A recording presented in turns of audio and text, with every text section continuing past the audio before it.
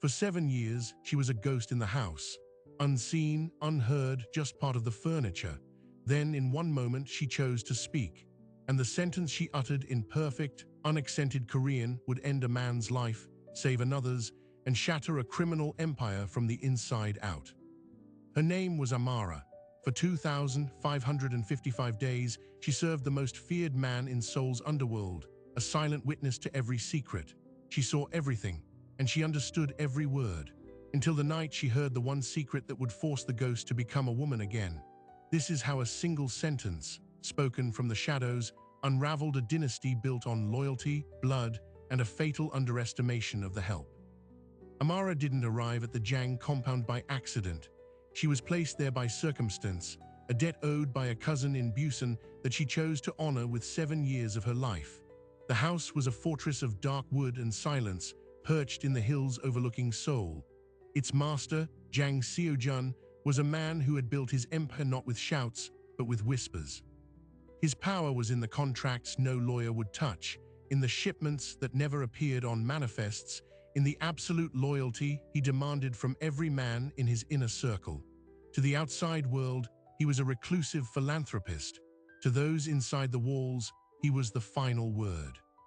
And Amara was part of the scenery, a 32-year-old woman from Gaborone, hired through a specialized agency that provided discreet domestic staff for high-net-worth international clients. Her contract was simple: clean, cook, serve, and be invisible. She spoke only the basic Korean required for instructions. "Yes, sir, right away. It will be done." Her past, her education, the fluent Korean she had perfected during 6 years at university in Seoul. None of it existed here. She was a maid, a silent, efficient ghost. For the first year, she simply observed. She learned the rhythms of the house.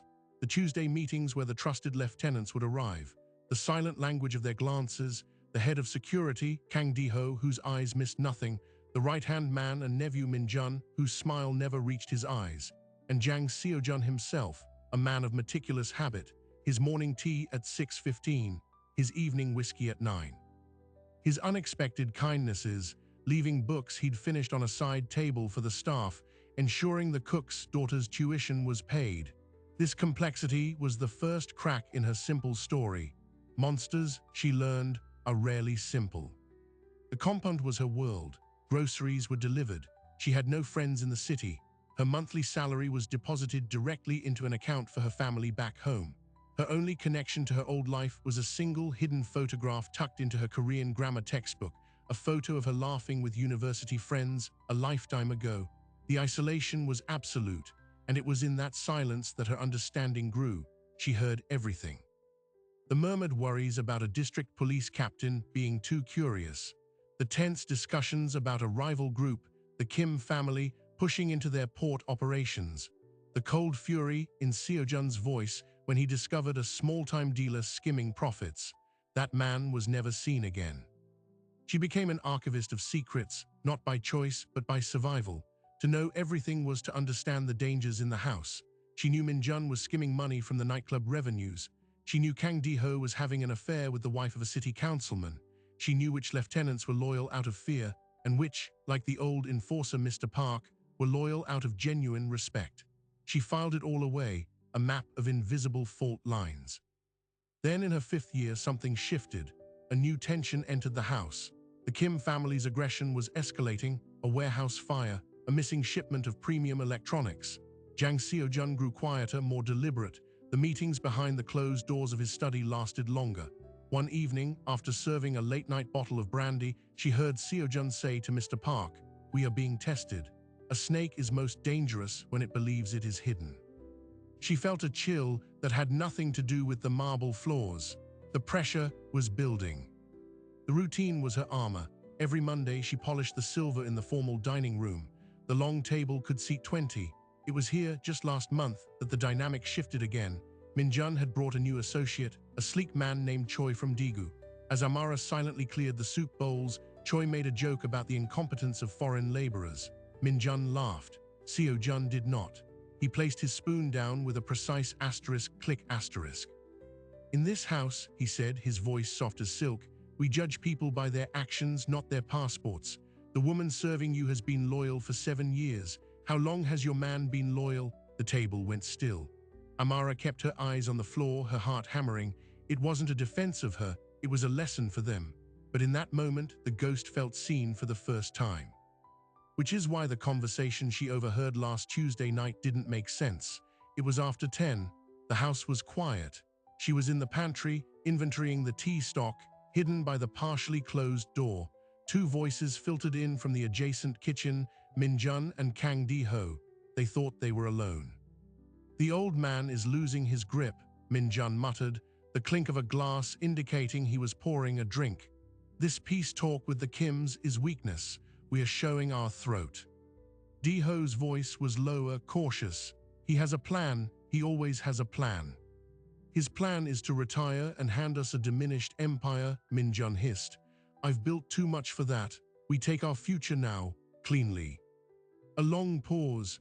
Amara held her breath, a box of jasmine tea clutched in her frozen hands.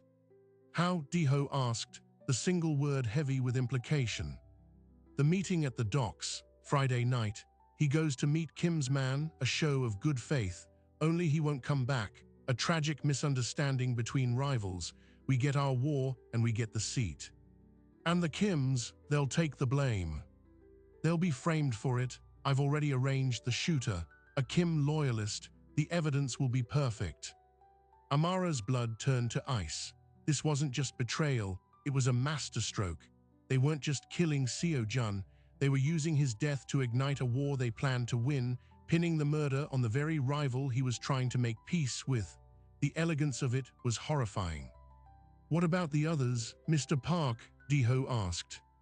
Park is loyal to a ghost. He'll fall in line or fall with him. The new era starts Friday. She heard the soft shuffle of feet, a cabinet closing. They were leaving. Amara stood in the dark pantry, the only sound the frantic pounding of her own heart. 7 years of silence, 7 years of being a ghost. And now she held a secret that would burn the house down. She could say nothing. She could finish her contract, collect her money, and disappear. That was the smart choice, the safe choice. But she remembered the click of the spoon on the table, the unexpected defense from a man who owed her none. The precise way he tied his own shoes, a fastidious habit that spoke of a mind that valued order, a mind that was about to be erased in a staged ambush. For 3 days, she moved through her duties like an automaton, polishing the very silver that would be used at the family dinner the night of the betrayal, folding the linens, serving the tea. Every time she saw Minjun, his pleasant smile now looked like a predator's grin. Every time she saw Kang Di-ho checking security schedules, she knew he was weaving the trap. It was Thursday evening, the night before the dock meeting. Seo-jun was in his study, alone as usual. Amara entered with his evening whiskey on a tray. She placed it on the desk beside him. He nodded, not looking up from a ledger. This was it, the last quiet moment, the last normal night. As she turned to leave, her eyes fell on a photograph on his bookshelf. Not a business award or a trophy, but a faded picture of a young woman holding a little boy. It was tucked between volumes of poetry, a private human artifact in a room of hard power. She walked to the door, her hand on the handle. The ghost had a choice, to fade away as she was designed to do, or to speak. She turned around. The words were in her throat, in the language she had hidden for 7 years. The sentence that would end her life as she knew it. Seo-jun SSI, she said, her voice clear and steady, the honorific perfect, the soul accent flawless. You should cancel your meeting tomorrow. Your nephew has paid a man to kill you. The silence that followed was not the silence of shock, but of a predator recalculating. Jang Seo-jun did not startle. He did not shout. He slowly closed his ledger and looked up, his eyes narrowing not at the information but at her. For 7 years, he had seen a ghost. Now he was seeing a strategist. Say that again, he said, his voice dangerously soft. Amara didn't flinch. She repeated it, adding the details she'd overheard in the pantry, the dock meeting, the hired shooter from the Kim faction, the plan to frame them and spark a war. As she spoke, Seo-jun's expression remained an unreadable mask. When she finished, he asked one question, "Why tell me?" It was the question she'd been asking herself for 3 days. Because the debt I came to pay was for a life, she said, her Korean still flawless, but now edged with the emotion she'd buried, not for a murder. He studied her for a long, agonizing moment. Then he did something utterly unexpected. He smiled. It was a cold, sharp thing. Minjun always was an impatient child. He sees a throne and forgets the dragon sitting on it. He stood up and walked to the window, looking out at the dark garden. Kang Di-ho, that is disappointing. Greed is a simpler poison. He turned back to her. You understand that by speaking, you have chosen a side. There is no neutrality now. If they suspect you know, you are dead. I know, Amara said. Good, then we will not waste time. He moved with a sudden, decisive energy. He picked up a secure phone from his desk, pressed a single button, and spoke 2 words. My study, now. He then looked at Amara. You will stand there. He pointed to a corner behind a large globe, out of direct line of sight from the door. You will listen. You will not make a sound. Within 90 seconds, there was a quiet knock. Mr. Park entered, his old, weathered face calm as ever. Boss. Close the door, Park. Seo Jun resumed his seat, steepling his fingers. We have a problem. My nephew has arranged a gift for me tomorrow at the docks. A bullet from a Kim gun. Mr. Park's face did not change, but his eyes went flinty. I see, the meeting with Kim's man. You knew of it. I knew you were going. I did not know it was a target. This is my failure. It is Min Jun's betrayal, Seo Jun corrected, and Kang Di-ho is with him. A flicker of profound disgust crossed Mr. Park's features. The guard dog bites the hand. What is your will? Seo Jun outlined the facts Amara had provided. As he spoke, Amara, hidden in the shadows, watched Mr. Park. There was no disbelief, only a cold, methodical assessment of the threat. His loyalty was absolute. When Seo Jun finished, Mr. Park asked, The source? This is precise information. Seo Jun glanced toward the globe. The source is reliable. The information is live. We act tonight. We cancel the meeting, Mr. Park said. No, Seo Jun replied. We keep the appointment, but we change the guests. He began to lay out a counterplan. It was brutal in its simplicity. They would allow the trap to be set, but they would intercept the hired shooter beforehand and persuade him to alter his target. Min Jun and Kang Di-ho would arrive at the docks expecting to confirm a kill and seize control. Instead, they would walk into their own ambush. It must look like the Kims turned on their own hire, a double cross, Seo Jun concluded. A messy, chaotic incident between traitors and rivals. We remain clean. Mr. Park nodded. I will handle the shooter. He will talk, and then he will cooperate. The way he said cooperate sent a chill down Amara's spine. What of the maid? Park asked, his gaze drifting toward the globe. She is a vulnerability.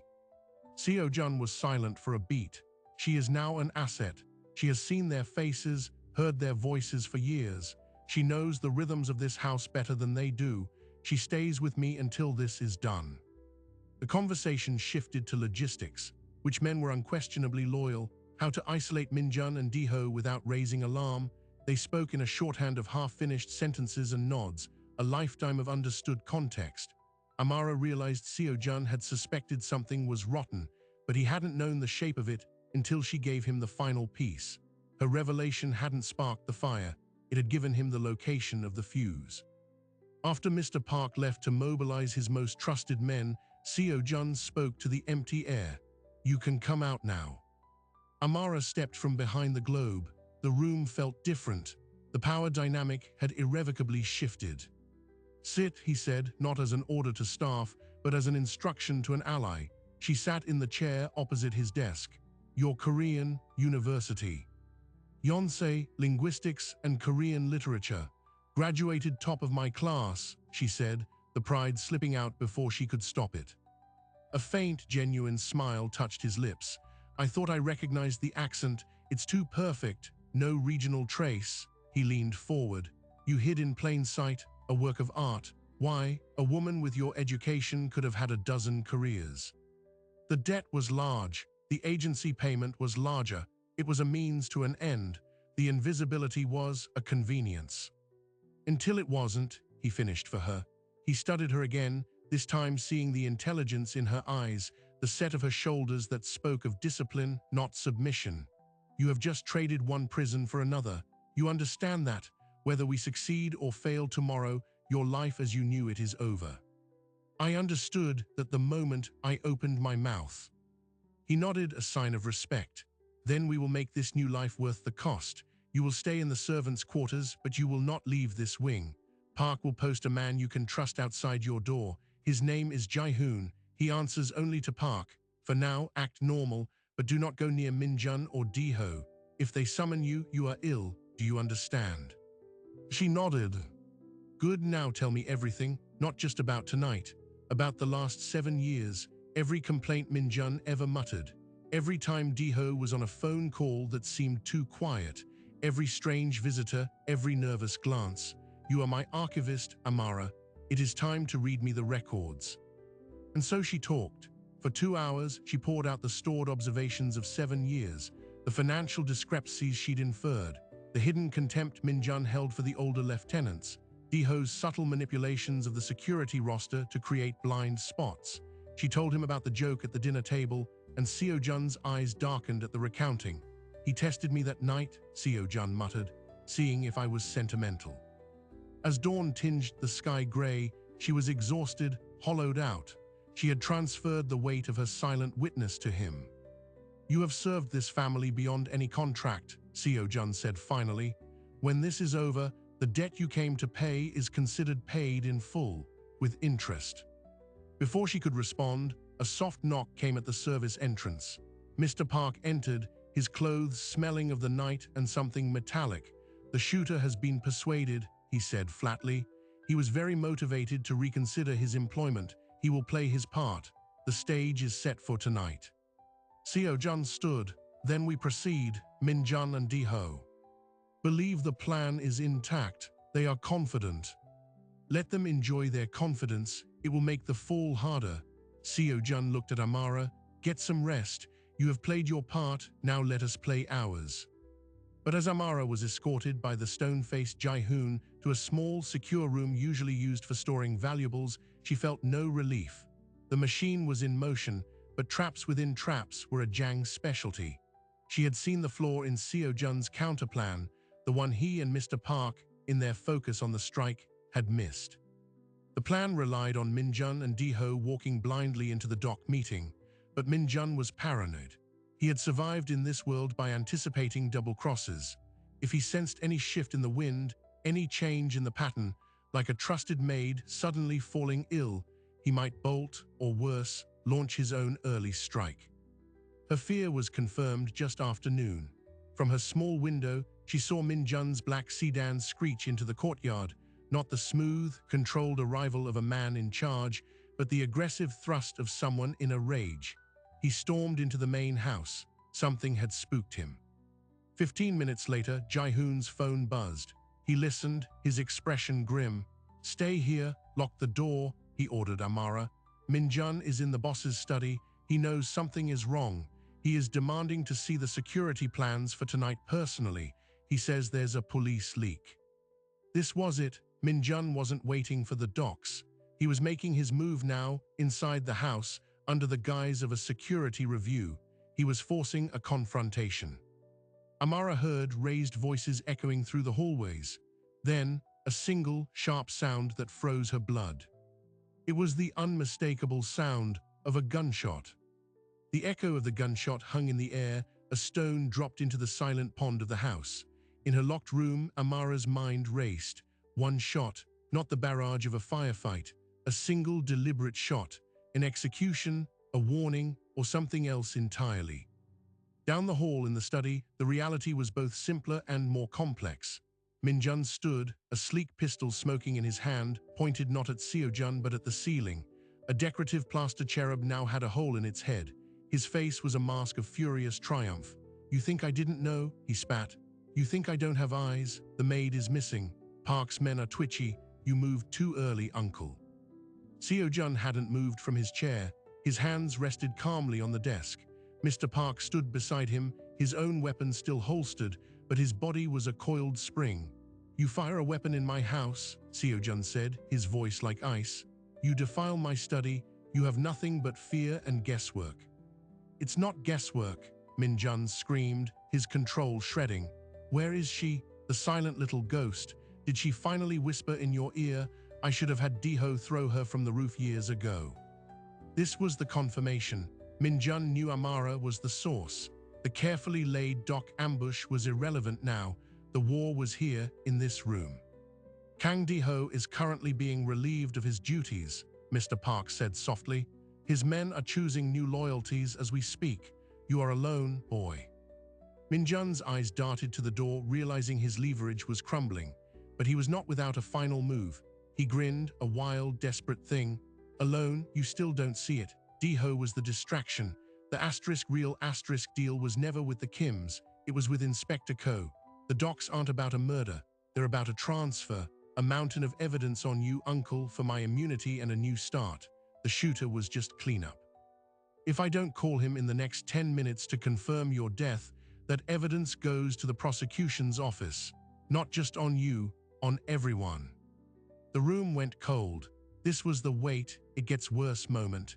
Minjun hadn't just planned a coup, he had planned a scorched earth exit, trading the entire organization to the police for his own freedom. The Kim feud was a smokescreen. The real enemy was the law. Seo Jun's composure cracked for the first time. A muscle ticked in his jaw. Betrayal by family was one thing. Betrayal to the state was existential. It was at this precise moment that Jae-hoon, outside Amara's door, received a panicked transmission.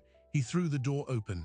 Amara, the West Guard post reports a police convoy at the bottom of the hill. They're not approaching. They're setting up a perimeter. They're sealing us in. Minjun had called his insurance early. The house was being surrounded. The timeline had accelerated.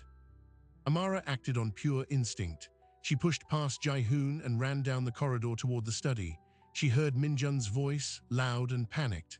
Hear that? That's the end of your empire. Now you will call off Park's dogs, you will get me the account codes from the safe, and I walk out the front door to my new life, or we all go to prison forever. She skidded to a stop at the study doorway. Minjun had his gun pointed at Seo Jun now. Mr. Park had drawn his own weapon, aimed at Minjun, a fatal stalemate. Amara didn't enter. She spoke from the hallway, her voice clear and loud, projecting the way she'd learned in a university debating hall years ago. Inspector Ko's daughter is in the hospital. St. Mary's, leukemia treatment, very expensive. His bank records from last month show a deposit from a shell corporation registered to a lawyer who plays golf with Minjun SSI every Tuesday. All three men turned to stare at her. Minjun's face went white. She continued, her mind accessing the archives of 7 years of unnoticed details. The evidence he has isn't from the docs. It's from your own cloud server, Minjun SSI, the one you think is secure. The password is your mother's birthday, followed by the word king. You set it the week she died. You were emotional. I heard you tell Diho to never mention it again. Seo Jun looked from Amara's fierce, intelligent face to his nephew's crumbling one. The pieces snapped together. Minjun's betrayal was rooted in a deeper, older sickness, a greed fueled by entitlement and a childish need to be king. You lying ghost, Minjun whispered, his gun hand shaking. Drop the weapon, Mr. Park said, his voice deathly calm. The inspector's leverage just vanished. We have his corruption, you have nothing. But Minjun was cornered, and cornered animals are at their most dangerous. With a strangled cry, he swung the gun toward Amara in the doorway. He never got to pull the trigger. Two things happened at once. Mr. Park fired, and Seo Jun, moving with a speed that belied his age, lunged across the desk, not to tackle Minjun, but to shove the gun's trajectory upward. Park's bullet hit Minjun in the shoulder. Minjun's gun, knocked askew, fired into the ceiling again. Minjun fell back with a cry, disarmed. Seo Jun stood over his nephew, breathing heavily. He looked at the blood blooming on Minjun's shirt, then at Amara, unharmed in the doorway. The look they shared was profound. He had moved to protect the asset, the ghost. Take him to the basement clinic. Keep him alive, Seo Jun ordered Park. We need him conscious to make a phone call. As Park dragged a writhing Minjun out, Seo Jun focused on Amara. The cloud server, can you access it? If the password is correct, yes. Do it, delete everything. Then find that transfer to Inspector Ko. I want the transaction ID, the bank, everything. She didn't move. The police are at the gate. They're waiting for Min Jun's confirmation call. They will not storm the house of Jang Seo-jun on a hunch.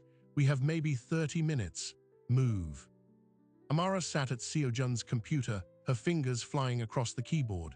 The invisible maid was gone. In her place was a digital tactician. She breached the server in under a minute. It was a treasure trove of incriminating data, financial records, encrypted communications, pictures. Min Jun had been building his insurance file for years. As she began the deletion protocol, she found the file labeled Co-Agreement. It wasn't just a transfer. It was a signed, notarized affidavit from Min Jun detailing decades of organization activities. A doomsday document. Got it, she said, deleting now. Send a copy to my private drive first, Seo-jun said, then delete the source. While she worked, Seo-jun got on the phone. He called not a lieutenant, but his corporate lawyer. There is a police presence at my residence. Inform the commissioner it is a misunderstanding regarding a family matter. No laws are being broken. Any undue escalation will be met with legal action and public disclosure of certain philanthropic discrepancies in the police welfare fund. It was a threat, clean and professional. Amara finished, watching as the digital evidence turned to zeros. Done, the originals are gone, you have the only copy. Seo-jun let out a long, slow breath. The immediate fire was out, but the house was still surrounded. Min Jun was wounded in the basement. Kang Di-ho's fate was unknown, and the Kim family was still expecting a meeting at the docks that night, which was now a gaping vacuum of power. Mr. Park returned, wiping his hands on a cloth. Di-ho is secured. He sang like a bird once he heard Min Jun was caught. He confirmed the inspector deal. The dock shooter has been resolved. The Kims are still waiting. Seo-jun nodded. He looked at Amara. You have a choice. You can take the account codes from that safe Min Jun wanted, more money than you've ever seen, and Jae-hoon can smuggle you out through the old drainage tunnel. You can disappear forever, debt paid. Or, Amara asked. Or you stay, the ghost is gone. Everyone in this house now knows what you are, what you did. You can be visible. There is a great deal of work to do. The Kims must be managed. The organization must be stabilized. Loyalties must be reassessed. I need an archivist who can also think. He paused. It is more dangerous than leaving, but it is a life, not an escape. Amara looked around the study, at the bullet hole in the cherub, at the ledger on the desk, at the face of the man who had just offered her a place in his shattered world. She thought of 7 years of silence. Then she thought of the last 7 hours. The Kims, she said, you can't just not show up. They'll see it as weakness, an opportunity. What do you suggest? You send a new representative, someone they don't know, someone who is not a soldier, someone who can deliver a message that isn't a threat, but a recalibration.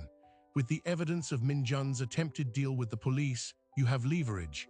You can offer them a truce, not from desperation, but from strength. A mutual agreement to clean house and end a wasteful war. Seo-jun and Mr. Park exchanged a glance. It was a radical, diplomatic idea, not their usual language.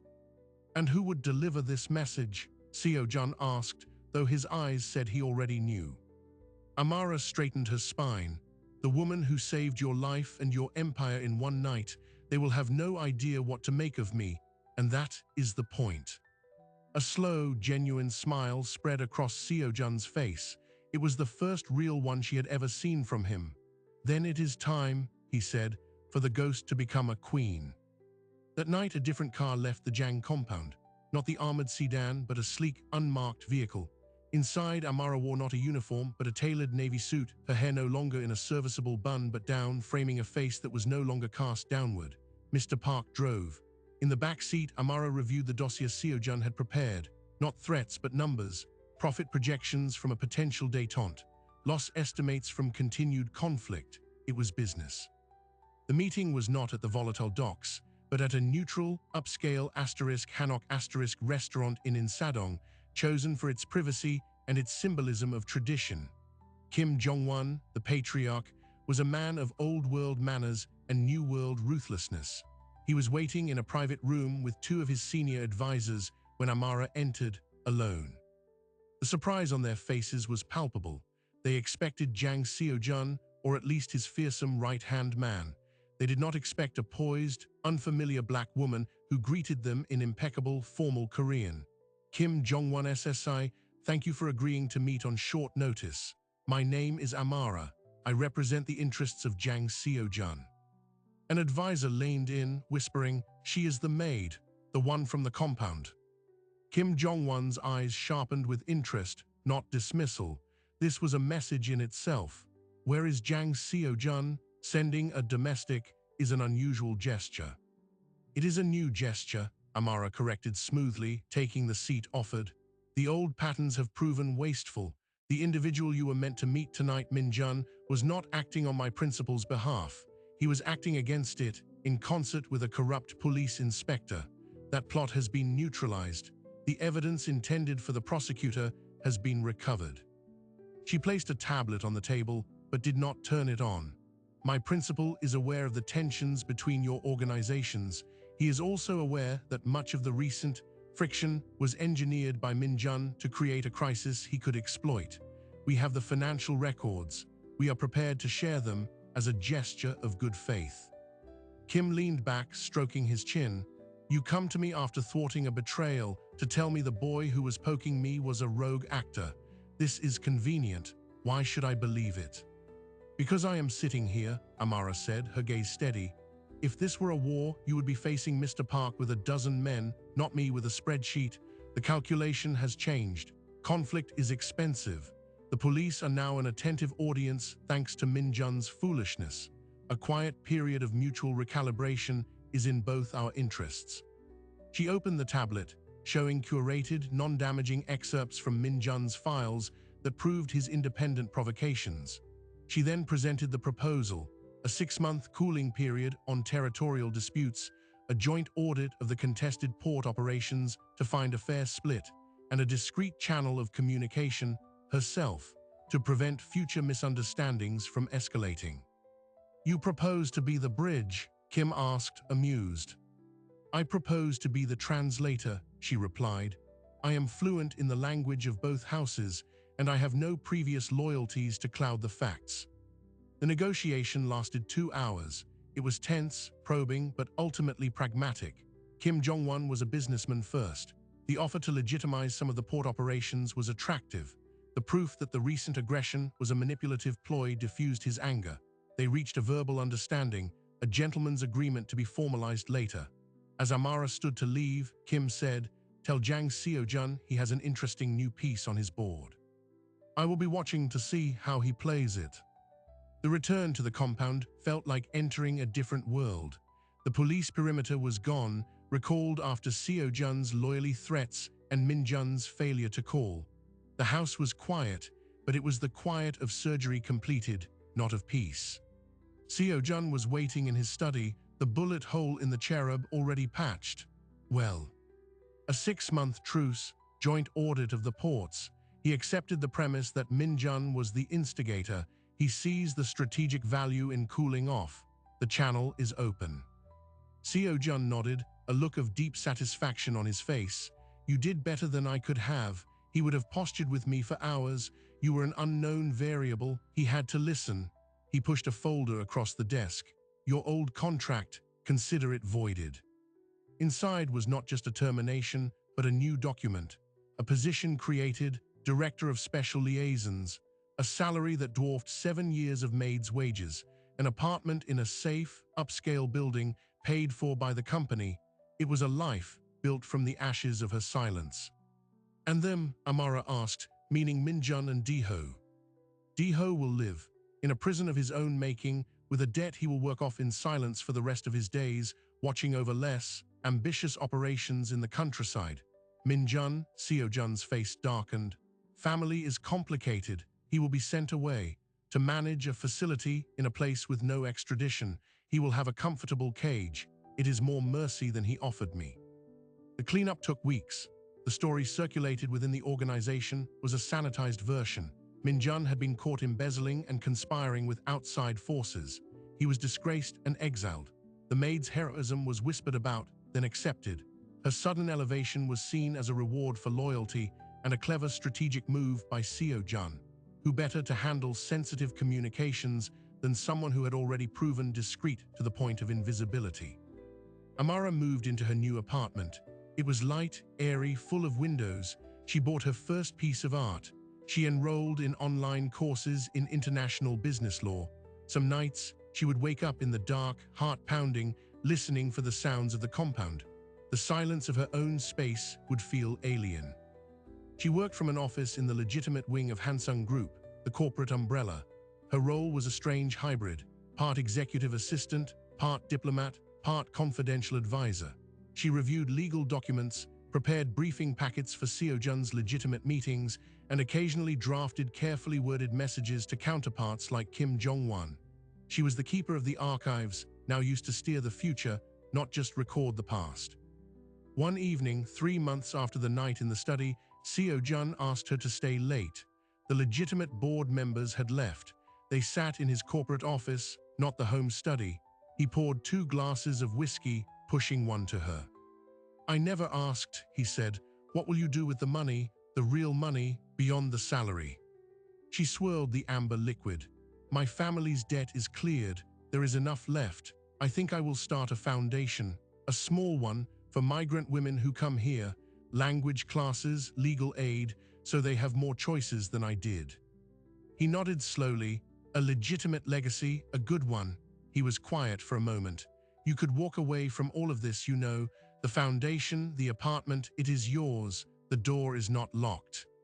Amara looked at him, then at the city lights beyond the window. "I know, but I'm not done translating yet." The final surprising detail emerged a week later. Amara was reviewing the security protocols for the compound, now part of her duties, when she found a buried line item in the annual budget, a monthly stipend, paid for the last 5 years, to a nursing home in Seongnam. The beneficiary was an elderly woman named Oh Maya. Cross-referencing the employee records, she discovered Oh Maya was the mother of Kang Di-ho. The payments had been authorized personally by Seo-jun, even after Di-ho's betrayal. When she asked him about it, he simply said, "The mother is not responsible for the son's choices. A debt is a debt." In that moment, Amara understood the true complexity of the man she served. He was not a monster nor a hero. He was a system of balances, of brutal justice and unexpected mercy. And she had become part of that system, not as a ghost, not as a prisoner, but as a conscious participant. She had a voice, a seat at the table, and the power to influence the balance, perhaps even tip it towards something resembling grace. The story of the maid who spoke became a legend in certain circles, a warning about underestimating the invisible, a tale of loyalty rewarded. But for Amara, it was simpler. It was the story of a woman who, after 7 years of holding her breath, finally exhaled a sentence that changed the course of her life. She traded a uniform for a suit, a silent corner for a seat at the table, and a lifetime of being looked through for the power of being seen. So what becomes of a ghost who chooses to live in the world? Amara's story is more than a dramatic twist or a viral moment of hidden competence. It is a map of a different kind of power, not power taken through violence or dominance, but power earned through observation, patience, and the deliberate choice to break a silence at the exact moment it matters most. For 7 years, she was the perfect prisoner of perception. They saw the uniform, not the woman. They heard the broken phrases, not the fluent mind. In rendering her invisible, they gave her the ultimate cover to see everything. And when the moment of crisis came, her value was not in a weapon, but in a memory, not in force, but in translation. The world is full of people like Amara, not in criminal compounds perhaps, but in every place where we make quick judgments based on roles, accents, or appearances. The quiet colleague, the reserved newcomer, the person whose contributions we overlook because they don't announce themselves. This story is a reminder that the most dangerous person in the room is rarely the one shouting. It is the one listening, the one who understands the rules well enough to change the game. Jang Seo-jun survived because he was willing to see the ghost as a person and then as an ally. His empire evolved because he allowed a new kind of intelligence into his inner circle. And Amara found not just freedom, but agency. She moved from the margins to the center, using the very skills she was hired to suppress. Their story leaves us with a lingering question. What potential surrounds us, unseen and unheard, because we haven't bothered to look past the surface? What silent understandings are waiting for the right moment to speak? We hope this story stayed with you. If it made you think of someone whose quiet strength deserves recognition, or if you've ever been the person in the room who understood more than you let on, we'd love to hear your thoughts in the comments. Share this with someone who appreciates a tale where the smartest person wins, not with a fist, but with a word. Don't forget to like, subscribe, and join us for the next story. Remember, the most interesting characters are often the ones you notice last.